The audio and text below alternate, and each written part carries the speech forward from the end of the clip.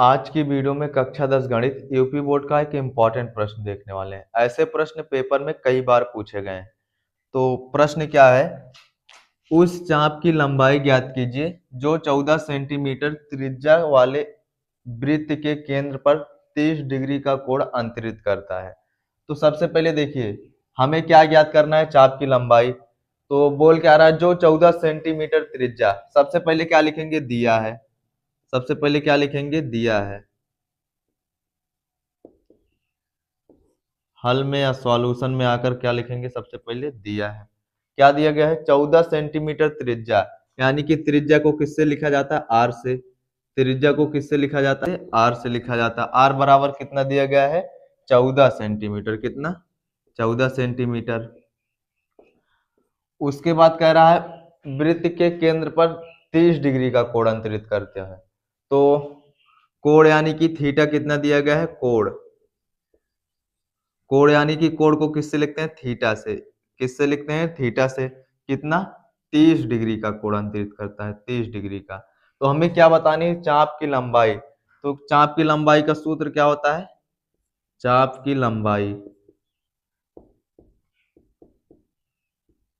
इसका सूत्र क्या होता है? थीटा बटे 360 गुणे 2 पाई आर। ये क्या होता है? सूत्र होता है इसका, चाप की लंबाई का सूत्र होता है।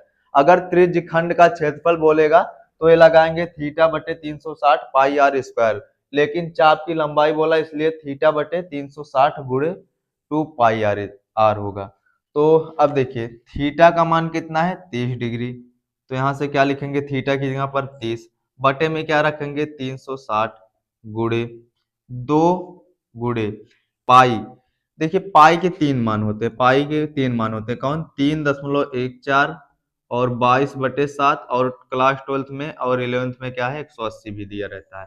तो अब देखिए यहाँ पर हमेशा आपको क्या रखना है? 22/7 रखना है। 180 तो क्लास 11th और 12th में आएगा, इसका काम ही खत्म है।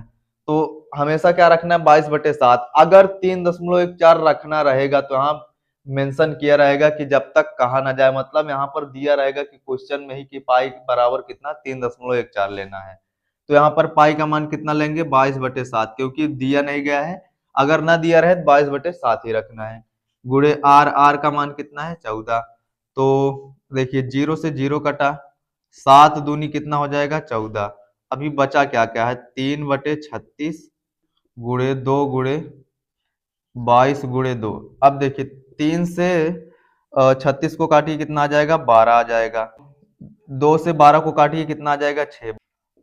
अब देखिए बचा क्या क्या है?